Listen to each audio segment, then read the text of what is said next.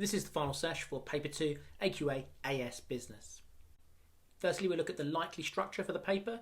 So it's likely that you'll have question 1 and 2, which will probably be calculation questions. For that, be sure that you know your AQA A-level business formulas.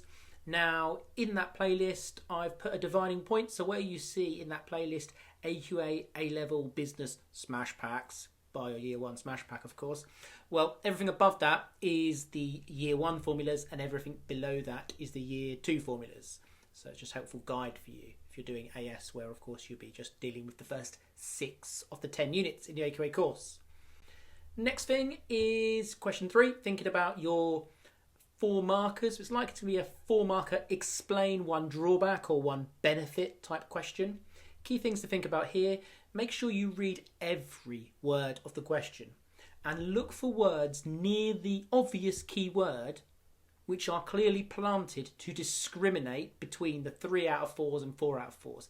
That seems to be the usual trick. So look for the key word and then just look before it and see if there's a word that just turns the question slightly, and make sure you pick up on it and you pick up 4 out of 4. So it's just a little banana skin there.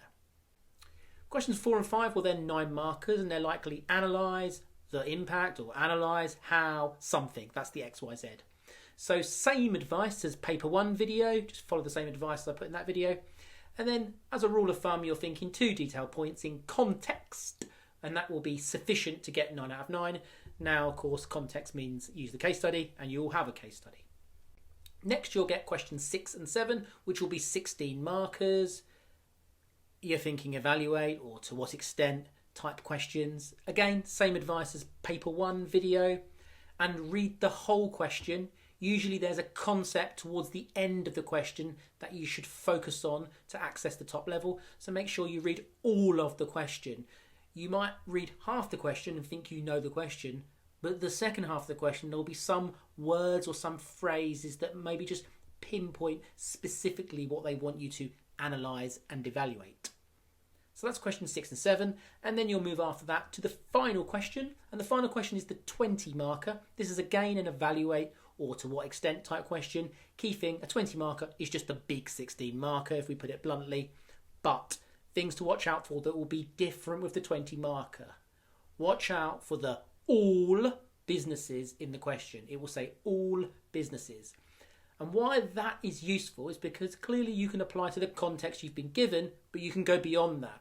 So introduce your real world examples to reach the top levels and just show off what you know about that industry or that concept in the real world. Then ensure that you read the whole question. Usually there is a concept again towards the end of the question that might slightly change the angle of the question, and that will be there to discriminate against between the top level and those before. An example of that could be, it might say the future cash flow. That's different to cash flow, so just keep an eye on that. Again, look for the concept and then just look behind it and see if there's a word there. The future cash flow or rapid growth, that's different to cash flow or growth, so just watch out for that. You got it down. The next thing is just structure. So it's going to be 8 questions, 80 marks, and you'll have an hour and a half to do that. So the final thing is just a reminder of the models. So this is a checklist reminder for all the models in year 1. Make sure you covered them all and you're prepped and ready to go for paper 2. This is the final sesh. I wish you all the best. Go out and smash it.